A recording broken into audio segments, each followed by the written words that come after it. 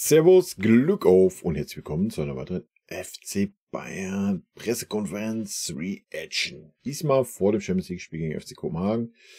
Wir gehen rein. Wir starten direkt mit Conny Leimer. Ich habe gerade kurz einmal gestartet wegen Lautstärke. Frag mich nicht, was da wieder los ist auf YouTube. Es geht direkt los, ohne Rumgeplänkel. Das war natürlich auch irgendwo ein Pluspunkt, wo man dann herkommt. Aber schön mal den Conny zu sehen, wa? Kennt man sich ja eigentlich schon so ein bisschen. Drum war auch von Anfang an für mich das Ganze einfach, sag ich jetzt mal, hier Fuß zu fassen, mich hier wohlzufühlen, und alle haben mich super aufgenommen, sage ich jetzt mal. Grundsätzlich haben wir so viele gute Spieler bei uns in der Mannschaft, und einfach mit denen am Platz zu stehen, im Training erstens und beim Spiel, dann ist einfach schon mal was Großes, wo man selber einfach, sage ich mal, viel lernen kann, egal ob es jetzt vorne die sind, ob es auch der Harry ist, ob es der Leroy ist, ob es der Jamal ist, ob es auch der Thomas ist, der was schon so viel erlebt hat und alles drumherum. Wie gesagt, alle haben mich gut aufgenommen, alle haben einen richtigen Ehrgeiz, und ich glaube, was einfach der große Unterschied ist, dass es hier beim FC Bayern München einfach um das ganz Große geht. Also wir kommen alle zum Training, wir kommen alle zum Spiel, und es gibt für uns alle nur das, dass wir am Ende, wie vorher schon gesagt, gewinnen wollen, weil das ist das, was hier zählt am Ende, und das merkt man einfach auch in jedem Training, jedes Mal, wenn wir uns treffen, egal wo wir sind, und dieser, sag ich jetzt mal, Spirit wird hier gelebt, und da fühle ich mich wohl, und ich glaube, da passe ich auch gut rein, und ja, das macht Spaß. Dann 2 Reihen weiter oben, ja, Flee. Og det bliver et spørgsmål på dansk. Second. David, Copenhagen Sundays. Konrad, du nævner, at det er en vigtig kamp for jer. I er sikre på førstepladsen i puljen. Kan du nævne, hvorfor det er en vigtig kamp? Sie haben erwähnt, das ist ein wichtiges Spiel. Warum ist das morgen ein wichtiges Spiel für euch? Ja, ganz einfach, es ist ein Champions-League-Spiel. Darum ist es wichtig. Und wenn du allein schon nur die Hymne hörst, wenn wir hier ein Heimspiel haben, wenn wir hier einfach das Trikot vom FC Bayern tragen, dann wollen wir rausgehen und wollen uns erstens unsere bestmögliche Leistung bringen und am Ende gewinnen. Punkt. Perfektes Statement von Conny. Und dann, glaube ich, nochmal der dänische Kollege. You, again. In the middle, ja. Konrad, Bayern München og Allianz Arena er jo et nyt fænomen i forhold til København, hvor hverken spillerne eller fans der har prøvet det før. Kan du prøve at gøre folk lidt klogere på, hvad der venter danskerne i morgen på det her stadion? Der Übersetzer atmet aber schwer, du. Hör mal. Sitzt hier an wie ich. Bayern Münchens Stadion morgen Abend ist was Neues für die dänischen Fans und für die neuen Spieler. Die kennen nur die Arena in Kopenhagen. Können Sie mal ein paar Wörter mal drauf setzen, was denen zu erwarten ist morgen in der Allianz Arena? Die kennen nur die Arena in Kopenhagen. Ich meine, dass die noch nicht bei uns im Stadion waren, gut, aber die kennen ja wohl noch ein paar andere Stadien mittlerweile. Bild. Ja, ganz einfach. Ich glaube, jeder kann sich drauf freuen, hier spielen zu dürfen und zu können, sage ich jetzt mal. Es ist immer wieder für mich persönlich genauso ein großes Erlebnis, hier rauszulaufen und am Platz zu stehen, mit allen unseren Fans, mit allen drumherum. Und ja, ich glaube, von unserer Seite aus versuchen wir, dass natürlich für uns der Abend schön wird und für jeden, der was herkommt, nicht so. Okay, gibt es noch weitere Fragen? Einmal hier vorne noch. Ja, bitte. Grüß Gott, Herr Leimer. Es gab ja in den letzten Wochen immer Diskussionen über die Entwicklung der Mannschaft. Wie verfolgen Sie es denn jetzt so beim FC Bayern? Läuft es jetzt gerade richtig gut, oder sehen Sie da immer noch Luft nach oben, oder wie ist da Ihre Einschätzung? Ja, ich glaube, wie vorher schon gesagt, ich glaube, wir sind auf einem guten Weg, dass es im Fußball immer noch Luft nach oben geht. Bei jedem Einzelnen und bei uns als Mannschaft ist ganz klar. Und ich glaube, diesen Drang haben wir auch alle hier, einfach immer noch besser zu werden und besser zu werden und besser zu werden. Und ich glaube, das ist immer das Wichtigste, wenn wir alle das in uns haben, sage ich jetzt mal, dass wir besser werden wollen, dann geht es auch in die richtige Richtung, und dass wir sicher noch einige Sachen besser machen können und immer noch besser Fußball spielen können, ist klar. Aber dass wir andererseits auch schon einiges richtig machen, glaube ich, sieht man auch, weil sonst hätten wir nicht so viele Spiele gewonnen, wie wir gerade gewonnen haben. Aber ja, wie gesagt, sind auf einem guten Weg, haben immer noch Luft nach oben, und das ist ja, glaube ich, auch das Schöne, wenn man gerade unsere Ergebnisse sieht, wie wir spielen, dass wir immer noch Luft nach oben haben. Wenn das immer noch so ist, dann gibt es, glaube ich, auch für uns keine Grenze nach oben, und wie gesagt, ist noch so eine lange Saison, wo so viel noch drin ist, und auf die ganzen Spiele und Wochen freue ich mich persönlich erstens und wir alle als Mannschaft. Ja, bin ich zu 100% bei ihm. Wa? Luft nach oben, aber die Ergebnisse stimmen. Und wie gesagt, das ist ja das Schöne. Ne? Schlimmer wäre es ja, wenn du Luft nach oben hättest und die Ergebnisse nicht stimmen würden. Dann wäre ja schon wieder Kasalle angesagt. Aber so ist es doch eigentlich perfekt. Man fährt die Ergebnisse ein, hat trotzdem was zu kritisieren. Das heißt, die Mannschaft kommt gar nicht in die Bredouille, überhaupt nachlassen zu können. Auch dank Leverkusen in der Bundesliga. Und das ist doch eine gute Sache. Dann machen wir noch 2 Fragen bitte. Nochmal Heiko Niederer für Bild. Ein Spieler, über den momentan recht viel diskutiert wird, ist Thomas Müller, weil er tatsächlich so wenig diese Saison spielt wie lange nicht. Wie erlebst du ihn so im Training und drumherum? Ist er da manchmal ein bisschen in sich gekehrt oder ist er immer noch so locker, flockig, fröhlich, wie man ihn eigentlich schon immer kennt? Oder wie nimmt er diese Situation? Woher soll er das denn beurteilen, wenn er jetzt gerade erst zu dieser Saison da ist? Also wenn, dann müsste man das ja jemanden fragen, den Thomas Müller halt auch in den Saisons kennt, wo er immer spielt. Und so war aus deiner Sicht? Ja, für mich, also ich spiele jetzt seit Sommer mit ihm zusammen und ja, eben. Ich genieße wirklich auch jede Sekunde, was ich mit ihm bis jetzt zusammenspiele. Ich glaube, erstens außerhalb vom Platz ist er so ein Mensch, wie wir ihn alle kennen, einfach so. Er bringt so viel mit, was er, sag ich jetzt mal, auch den jüngeren Spieler geben kann, was er der Mannschaft geben kann, was er uns allen als Mannschaft geben kann. Und für mich, ich freue mich einfach, dass ich mit ihm so, sag ich jetzt mal, die Kabinenplatz teilen kann, also dass ich mit ihm in der Kabine sitze, dass ich mit so einem Fußballspieler einfach nur mal jeden Tag trainieren kann und auch spielen kann. Und ich glaube, wir wissen alle, welche Qualitäten er hat und dass wir als Fußballspieler alle den Drang haben, einfach so viel zu spielen wie möglich, ist auch normal. Und dass wir dann auch mal, sage ich jetzt mal, angefressen sind, wenn wir nicht spielen. Ich glaube, das ist bei ihm so, das ist bei mir so, das ist bei jedem anderen, der in der Kabine sitzt, genauso. Und ich glaube, das macht genau eine Mannschaft aus, dass wir alle spielen wollen, dass wir alle am Platz stehen wollen und dass wir am Ende einfach gewinnen wollen. Und so werden wir alle gegenseitig besser und dass er einer der Besten ist überhaupt. Das haben wir die letzten Jahre gesehen, das habe ich als Gegenspieler miterlebt, das habe ich als Mitspieler erleben oder darf ich als Mitspieler erleben. Und ja, wie gesagt, es macht erstens großen Spaß und dass er immer noch das höchstmögliche Niveau hat, das sieht man jeden Tag im Training und genauso, wenn er spielt. Und darum bin ich da ganz entspannt und freue mich einfach, dass er bei uns in der Mannschaft ist. Dann die letzte Frage bitte links oben. Danish, ja? Right.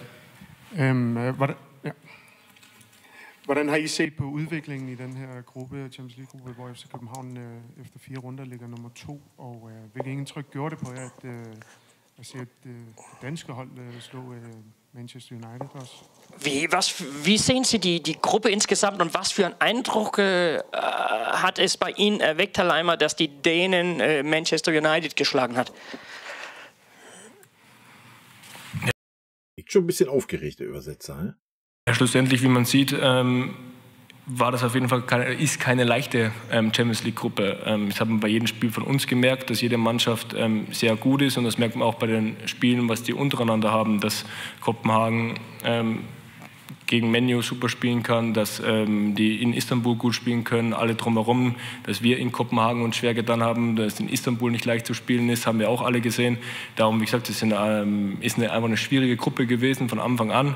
Dass man jetzt nach 4 Spieltagen jetzt nur aus unserer Sicht natürlich mit 12 Punkten dasteht, ist natürlich auch dementsprechend sehr gut. Und dass alle 3 Mannschaften dahinter auf sehr guten Fußball spielen, sieht man auch, weil es bei den 3 einfach jetzt in den letzten 2 Spielen noch um sehr viel geht, wo noch alles möglich ist. Und ich traue auch allen 3 Mannschaften alles zu. Darum wird es sicher sehr spannend noch, was da am Ende rauskommt. Und wir aus unserer Seite wollen natürlich unsere Spiele genauso bestreiten wie die ersten 4 und dementsprechend auch die letzten 2 Spiele gewinnen.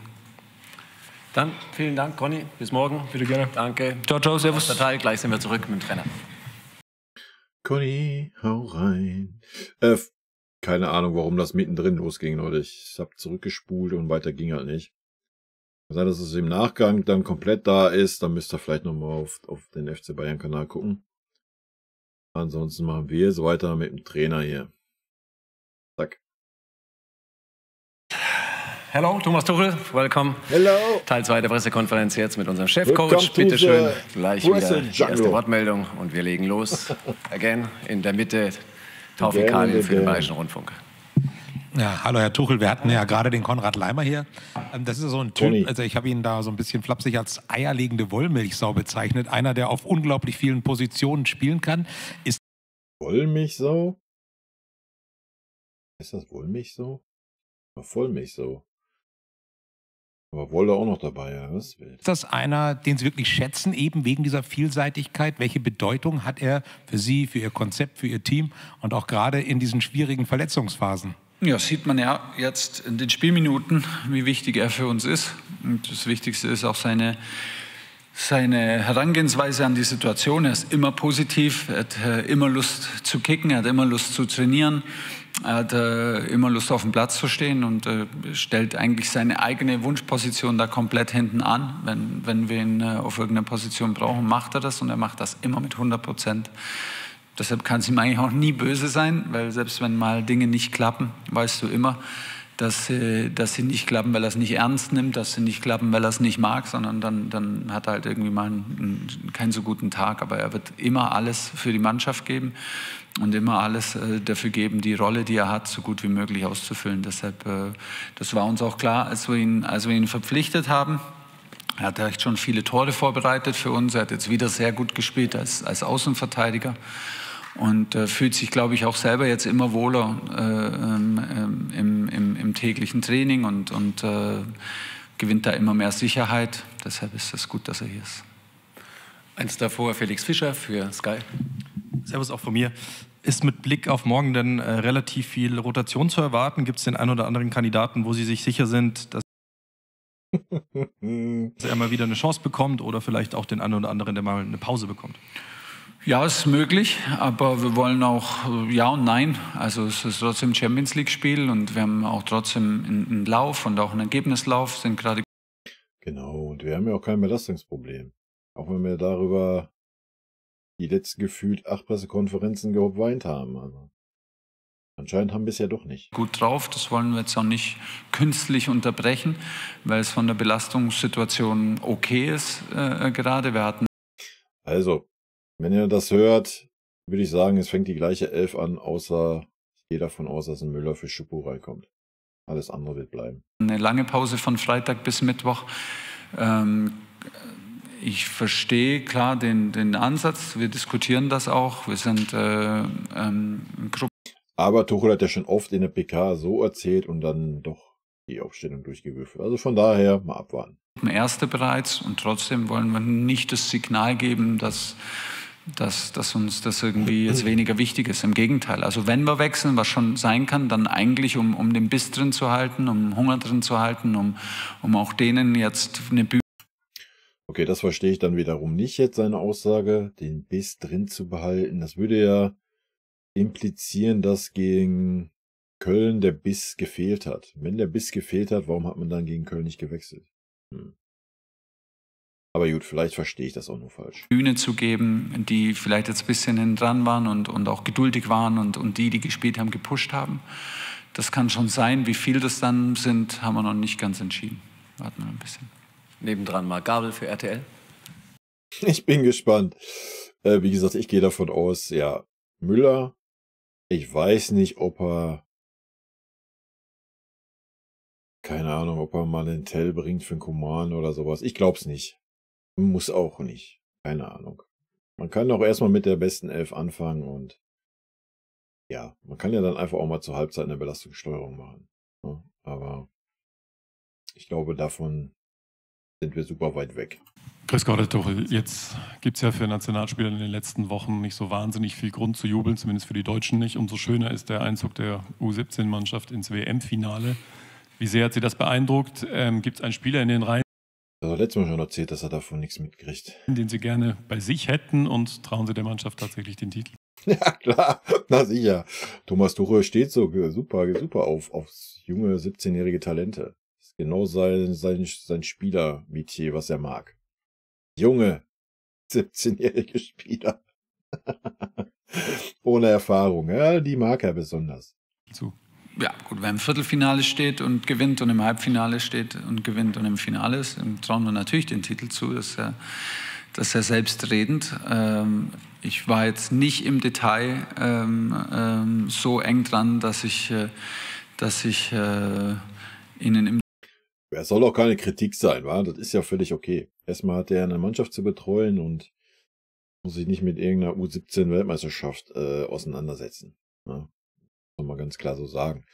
Aber ihm diese Fragen zu stellen, weiß ich nicht. Wie gesagt, Tuchel ist kein Trainer, das zeigt er bei uns, der unbedingt geil ist, irgendwie Spieler zu formen und Spieler zu entwickeln, die super jung sind. Tuchel ist eher der Trainer, zumindest bei uns, wie er bisher rüberkommt. Ich nehme den Spieler in seinem besten Fußballeralter und setze auf den und versuche den in seine bestmöglichen Form zu bringen. So, was ja auch legitim ist. Da will ich ihm gar keinen Vorwurf machen. Das weiß man dann halt auch, wenn man so einen Trainer verpflichtet und gut ist. Aber dass er nicht so, ich meine, wir sehen das am Umgang mit dem Tell, mit dem Pavlovic und so weiter. Ja, aber das ist legitim. Wir sind immer beim FC Bayern, da ist ein Erfolgsdruck da und ja, dem ist das dann leider geschuldet. Im Detail eine Antwort geben könnte. Wir wussten immer über die Ergebnisse Bescheid und es ist immer mal nebenzu gelaufen, aber wir haben gleichzeitig unsere Spiele zu analysieren und vorzubereiten. Deshalb lag da der Fokus, aber wir drücken ihnen natürlich die Daumen, sind der Jungs auch von unserem Campus dabei. Das ist natürlich top und wir hoffen, dass sie den letzten Schritt da jetzt machen und sich belohnen mit dem Titel. Nebendran Stefan Kumberger für RAN.de. Grüß Sie, Herr Tuchel. Rooney Badai hat sich so ein bisschen in den Fokus gespielt beim FC Kopenhagen, ist beim Hinspiel eingewechselt worden, hat gegen Manchester getroffen. Welche Probleme wird der FC Bayern mit ihm bekommen, wenn er tatsächlich spielt morgen? Und das ist schon wieder so ein spielerfixiertes Ding wie mit Icardi oder was? Was ist denn los mit den Leuten? Am Ende des Tages immer noch ein Mannschaftssport. Wäre der vielleicht einer für Sie? Das werden wir sehen. Haben wir Probleme bekommen, dann werden wir sehen, ob er spielt. Aber es geht doch nicht nur um einen Spieler. Kopenhagen hat eine starke Performance hingelegt jetzt in der ganzen Gruppenphase. Es war extrem schwer, dort zu gewinnen.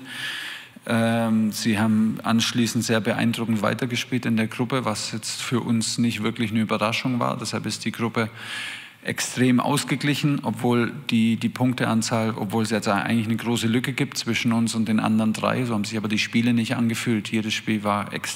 Ja, so waren die Spiele ja auch nicht. Ja.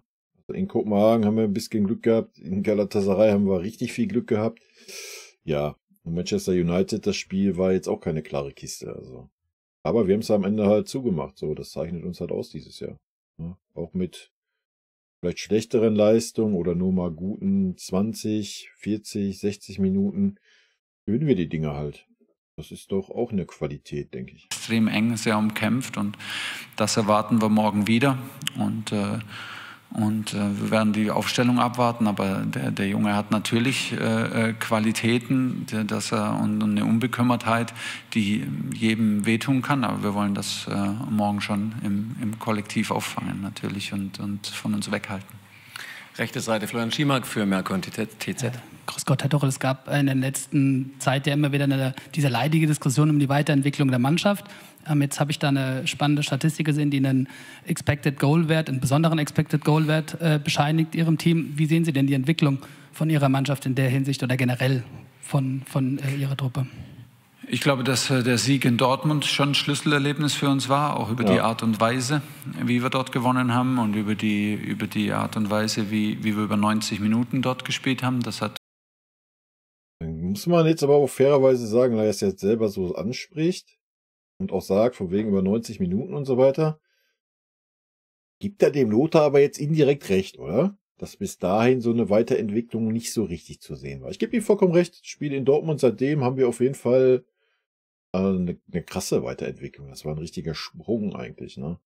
Hat uns, habe ich das Gefühl, sehr viel Sicherheit und Vertrauen gegeben. Ja. Die Rückkehr von Manu war, glaube ich, auch ein Schlüssel für uns, noch mehr Sicherheit, mehr Ruhe zu bekommen. Und ich finde, dass wir immer besser auch unseren eigenen Rhythmus verstehen, dass wir besser verstehen, wie wir unsere Schnelligkeit auf den Platz bekommen. Auch da stimme ich Ihnen zu. Man sieht halt so, man sieht die Spielidee, die wir haben auf jeden Fall und wir können sie auch schon richtig gut umsetzen, wenn wir den Raum dafür bekommen. Ne?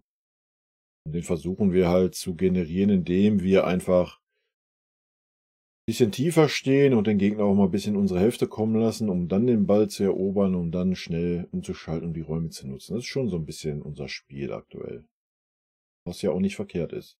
Dass natürlich über die Spieler, die jetzt auch sehr viel auf den gleichen Positionen, aber grundsätzlich auch sehr viel gespielt haben, dass da Automatismen und Abläufe zusammenkommen, die sich gegenseitig kennen, die gerne miteinander spielen, die gut zusammenpassen. Das ist, glaube ich, sieht man unserem Spiel an und ich hoffe, dass es so bleibt. Wir haben noch Dinge zu verbessern. Aber auch unser Verhalten gegen den Ball ist im Moment kompakt und fleißig. Es ist im Moment schwer, Chancen gegen uns rauszuspielen und auch Tore zu machen. Müssen wir dranbleiben. Wenn das untermauert wird von Statistiken, die Sie angesprochen haben, umso besser.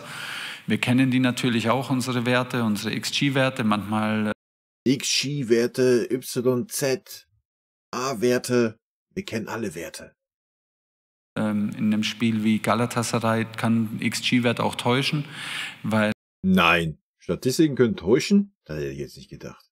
Weil wir dort eigentlich verpasst haben, mit dem vorletzten Pass uns große Torchancen rauszuspielen und waren aber trotzdem in den gleichen torgefährlichen Räumen, die wir zuletzt besser genutzt haben. So muss man bei jeder Statistik ein bisschen aufpassen und nicht nur an die glauben, die für einen gut aussehen.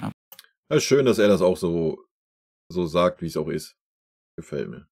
Weil nicht jede Statistik sagt immer 100% das aus, was sie aussagt. Aber es geht auch immer besser und müssen dranbleiben, aber im Moment sind wir auf einem sehr guten, hohen Niveau und vor allen Dingen sind wir konstant, auch in den Spielen konstant. Und ja, stimme ich ihm zu. Die letzten 4 Spiele waren wir wirklich auf einem konstant guten Niveau, finde ich auch. Wenn man das vergleicht mit den vorangegangenen 10, 11 Spielen in dieser Saison. Stabil. Linke Seite Heiko Niederer für Bild. Hallo Herr Tuchel. Sie haben zuletzt hier auf diesem Podium oder auf dem anderen immer sehr von Thomas Müller geschwärmt. Nichtsdestotrotz, die Minuten, die er spielt, sind nach wie vor sehr wenig, um es mal vorsichtig auszudrücken. Nun gibt es bereits Experten, die sagen, wenn er wirklich nochmal häufig von Anfang an spielen will, müsste er den Verein wechseln. Ja, ist ja leider auch so. Also ich denke, wir müssen nicht darüber reden, haben wir schon in dem anderen Video besprochen, dass ein Thomas Müller nochmal am Jamal vorbeigeht. Irgendwie. Also Musiala wird gesetzt sein, das ist auch richtig so und gut so. Und ja, wenn Müller mehr spielen möchte als, hört sich scheiße an, aber so der Ersatzmann für Musiala zu sein, der jetzt noch gegen Köln noch nicht mal war, dann wird er leider wechseln müssen. Ich denke, das ist nach dem Köln-Spiel eindeutig, wenn selbst ein Schuppo ihm vorgezogen wird. Also, was ich sehr schade finde. Ich glaube schon, dass sich Müller, gerade auch wegen dem Finale daheim in einem Jahr, sich schon damit abgefunden hätte, glaube ich.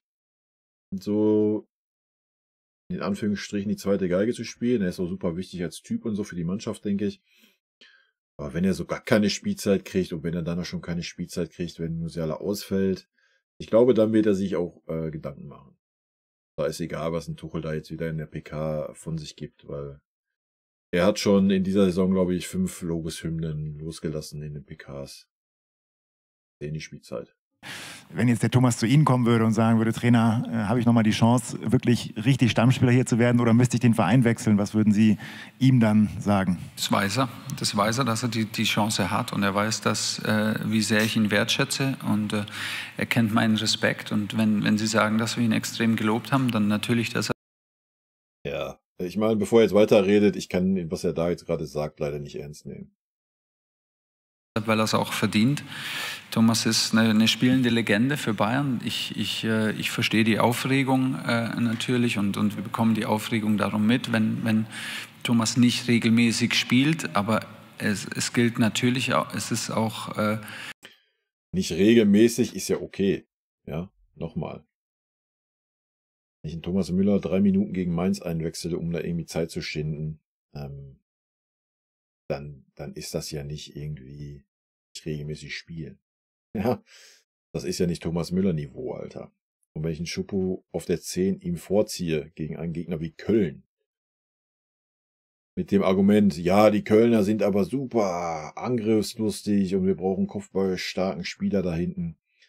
Sorry, dann fällt mir da nichts so ein und dann kann er sich jetzt seine Lobeshymnen, die er jetzt wieder loslassen wird, die er vorher schon oft losgelassen hat, kann er sich sparen, Alter.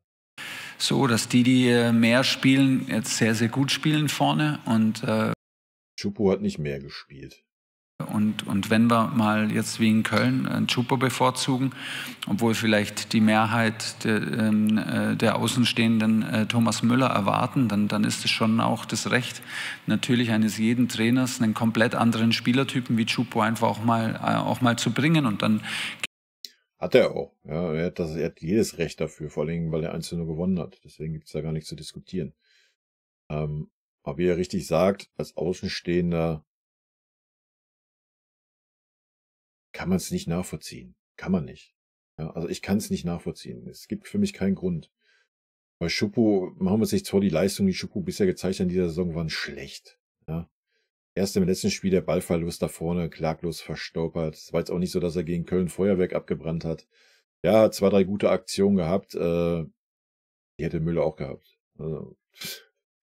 Und ich denke, Müller wäre der bessere Spieler gewesen ab dem Zeitpunkt, wo Köln so super tief stand. Aber das ist auch nur meine Meinung. Dafür ist er Trainer. Ich bin kein Trainer, ihr seid keine Trainer. Tuchel entscheidet das, solange Tuchel die Punkte einfährt. Hat Tuchel damit recht. Nur was mir persönlich dann auf den Geist geht, ist dieses, ja, er kriegt jetzt die Frage und widerspricht dem wieder und sagt, nein, natürlich hat er die Chance, Stammspieler zu sein, was schon mal völliger Schwachsinn ist, was auch völlig okay ist, habe ich gerade schon gesagt. Er wird an Musiala nicht mehr vorbeikommen.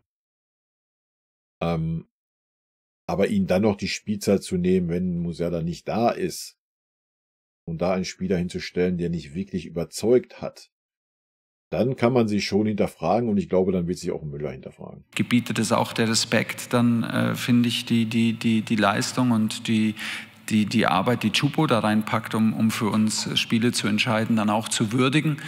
Und das trifft dann nicht immer den Pudelskern, wenn man dann einzig und allein Thomas seine Minuten unter das Brennglas legt. Das hilft weder Thomas, noch hilft es uns. Serge war mit auf der Bank, Rafa Guerrero war mit auf der Bank. Ich verstehe es, wird sich auch nichts mehr dran ändern. Trotzdem bleibt Thomas eine Legende. Normalerweise wird er morgen auch spielen, auch vom Beginn an spielen, aber das war klar, weil sonst brennt München. Ja, wenn es wieder ein Choupo aufstellen würde gegen Kopenhagen von Anfang an, dann wäre ganz vorbei. Diese Situation ständig und jede Woche unter das Brennglas zu legen, hilft Thomas auch nicht, das kann ich Ihnen nur sagen, weil es bringt am Ende dann nur noch eine nächste Ebene rein. Lassen wir ihn jetzt spielen oder bedeutet das dann, dass die Leute denken, wir lassen ihn nur spielen, weil es gerade Thema ist? Also da kommt einfach nur eine Ebene rein von der... Ja, aber die Ebene hat er ja selber damit kreiert. Ja? Er kreiert doch diese Ebenen. Indem er sich in der PK hinsetzt, so wie jetzt auch, ja, Thomas Müller hat natürlich die Chance, Stammspieler zu sein. Thomas Müller ist eine lebende Legende und ist so super wichtig. Und dann wird er teilweise knallhart ignoriert. Ja. Wird er irgendwo nochmal als Beispiel in Mainz in der Nachspielzeit eingewechselt für 3 Minuten, spielt gegen Köln gar nicht. Jetzt, natürlich spielt er jetzt gegen Kopenhagen und er spielt natürlich deswegen, weil es sonst brennen würde. Punkt. Ja, da müssen wir uns doch nichts vormachen, Leute. Und die Ebene bringt er doch selber rein. So, er musste sich ja nicht da hinsetzen und Lobpudeln da in den PKs und dann das Gegenteil machen. Dadurch bringt er doch nur diese Ebene rein. Soll er halt keinen Kommentar sagen oder soll sagen, was Phase ist? Ja, dass ein Müller halt ja nicht an Jamar vorbeikommt. Aber wie willst du das jetzt argumentieren, dass ein Choupo gespielt hat? Ich meine, sein Argument haben wir gehört. Ja, er hat das Recht dazu, das hat er ja gerade auch gesagt und das hat er auch, deswegen ist er ja Trainer und der Erfolg gibt ihm Recht. Und solange der Erfolg da ist, kann auch keiner was sagen, kann auch Müller nichts sagen. Ja? Wird erst dann spannend, wenn der Erfolg nicht mehr da sein sollte. Was wir nicht hoffen wollen, ja, schade für Müller, ich hätte mir auch ein anderes Ende bei uns gewünscht. Ich weiß nicht, ob Müller die Situation so mitnimmt und noch den Vertrag verlängern wird, aber das werden wir sehen. Ne? Vielleicht ändert sich die Situation auch nochmal, wer weiß das schon. Das ist Fußball, aber aktuell ja, ist es schwierig, ne? Der muss sich komplett frei... Aber nochmal, dass man das jetzt so, wie er es gerade darstellt, die Gedanken hat, daran ist er selber schuld. An seinen Kommentaren und Aussagen, die er immer in den PKs trifft. dann muss er andere Aussagen treffen, dann hat er diese Probleme auch nicht. Machen muss als Trainer. Deshalb, natürlich ist er nicht zufrieden, niemand ist zufrieden bei Bayern, wenn er auf der Bank sitzt. Und Thomas wird trotzdem immer ein besonderer Spieler bleiben. Davon, und gibt's auch, gehe ich auch nicht weg davon. In der Mitte Mario Krischl für den Kicker. Herr Tuchel, 2 Personalien. Jamal Musiala trainiert ja schon ein bisschen länger wieder. Ist der für morgen schon eine Option? Nein, keine Chance. Er macht heute öffentliches Training mit, 20 Minuten, maximal 30 Minuten. Und dann macht er individuell weiter und steigt dann, also morgen ein Spiel, übermorgen ins Mannschaftstraining hoffentlich ein. Und dann schauen wir mal, ob das für Union Thema ist. Beste Licht, ist der für dieses Jahr noch eine Option? Mein Gefühl sagt nein. Ach, herrlich. Auch da könnte ich jetzt so viel zu sagen, das schenke ich mir einfach mal. Dann ein dänischer Kollege hier in der Mitte, bitte, ja. Dänisch oder Englisch? Dänisch. Herr Tuchel, på Bayern Münchens Youth League-hold løber der en ung dansker rundt med navnet Jonathan Asp, som også har været oppe og træne med jer på førsteholdet. Jonathan Asp spielt in der Jugendabteilung bei Ihnen. Können Sie den kurz als Spieler beschreiben und welche Erwartungen haben Sie in Bayern München gegenüber diesem Spieler? Jetzt bin ich ja mal gespannt. Er soll einen Spieler aus der Jugendabteilung beschreiben. Ich glaube nicht, dass ein Tor sich damit auseinandersetzt, sage ich euch ganz ehrlich. Fangen wir mal von hinten an. Die Erwartung ist an jeden Jugendspieler gleich. Arbeiten, Füße am Boden halten, bescheiden sein und Gas geben ohne Ende. Jonathan war ein paar Mal bei uns im Training. Da kann er ja doch was zu sagen. Es ist noch ein Leichtgewicht, sehr dünner Spieler, muss noch ein bisschen Muskelmasse zulegen, aber schlau. Sehr schlau, hat einen guten Mix aus Selbstvertrauen und Bescheidenheit, hat sich nicht versteckt, wollte jeden Ball haben, hat eine gute Übersicht, ein hohes Spielverständnis, hat das für sein Alter sehr, sehr beeindruckend gemacht. Das war alles noch in der letzten Saison. Jetzt ist er zurück in der Akademie und ist aber leider zu jung. Macht da seine nächsten Schritte und stehen alle Türen auf, aber durchgehen müssen die Jungs selber. Auf der linken Seite Carrie Howe für Sport 1. Nee, ist das nicht, Leute. Aber wenn ich immer diese Aussagen höre, ja, stehen alle Türen auf, durchgehen müssen sie selber. Ich denke, wir haben ein paar Spieler, die schon lange durchgegangen sind, die es trotzdem nicht selber in der Hand haben.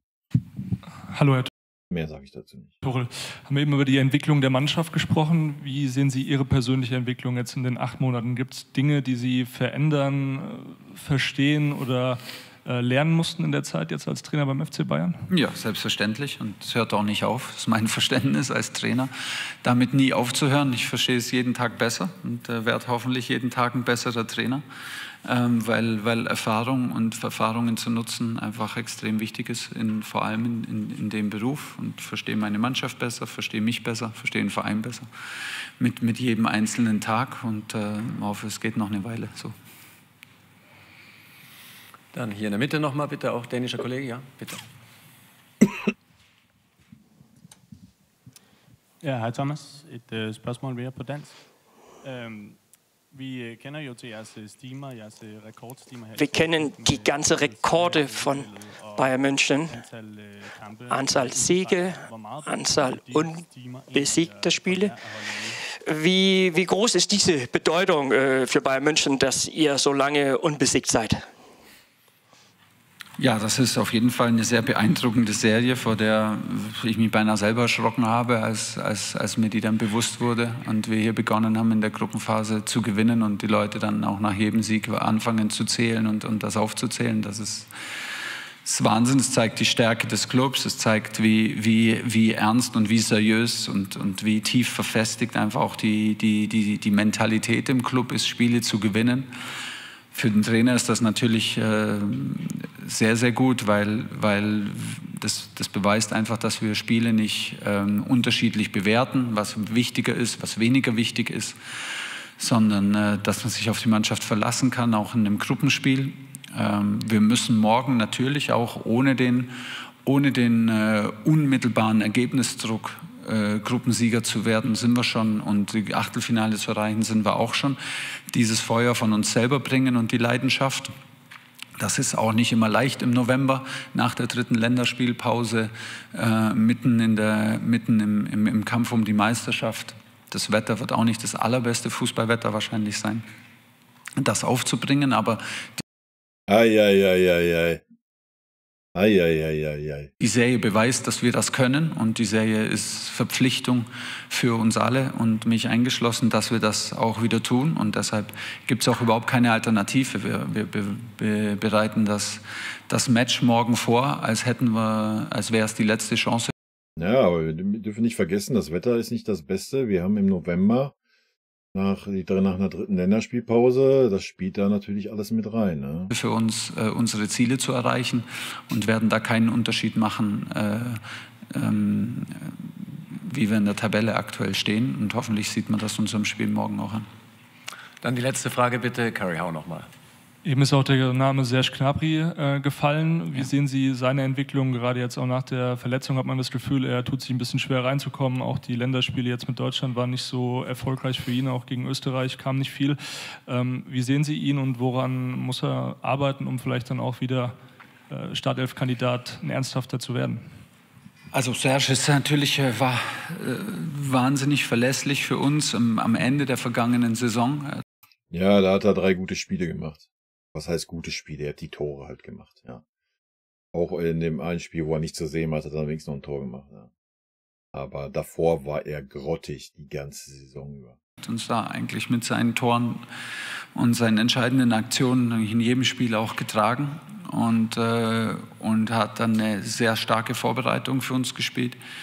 Hat sich dann sehr früh in der Saison leider verletzt. So, deshalb glaube ich, dass er viel Kredit verdient hat und auch bei mir und Trainern auch in der Mannschaft hat und sich den auch verdient hat. Wir merken, dass nach dem Handbruch und nach der erzwungenen Pause die Leichtigkeit, das Verständnis, mit dieser Schiene zu spielen, erstmal gefehlt hat. Jetzt ist die Schiene kleiner geworden über die Länge der Zeit. Die Bewegungen werden wieder freier. In der Zwischenzeit haben sich natürlich auch Spieler, Gott sei Dank auch Spieler auf seinen stärksten Positionen auch festgespielt, was auch so sein muss, was auch normal ist. Und jetzt gilt es für Serge einfach dran zu bleiben, bis zu zeigen. Er hat, wie ich schon gesagt habe, er hat Kredit bei mir, hat Kredit bei der Mannschaft. Wir wissen um seine Wichtigkeit, dass er ein sensationell guter Typ ist eh klar. Und ja, ist eh klar. Deswegen jettest du auch mal kurz nach Paris, Alter. Jetzt gilt es zu beißen, alles was er jetzt kriegt, egal ob von Anfang oder als Einwechsler, heißt Scheuklappen drauf für ihn und durch und Intensität ins Spiel bringen, und über die... Ja, all das hat er bisher ja nicht geschafft, wenn er gespielt hat. Die Sachen, die ihn auch stark machen, Läufe gegen den Ball, Läufe mit Ball, Läufe ohne Ball in die Tiefe, das wiederholen, gegen Ball fleißig sein. Läufe gegen den Ball fleißig sein, all das ist nicht sehr Gnabry, Alter. Sich aufopfern für die Mannschaft und darüber Sicherheit holen. Aber es wäre schön, wenn er so zurückkommen würde, wenn er das jetzt so annehmen würde. Ich schon feiern dann. Und dann kommt das auch wieder auf das Niveau, wie er das von sich selber erwartet und wie wir das auch von ihm gewohnt sind. Vielen Dank, Coach. Danke. Vielen Dank, Coach. Vielen Dank für eure Aufmerksamkeit.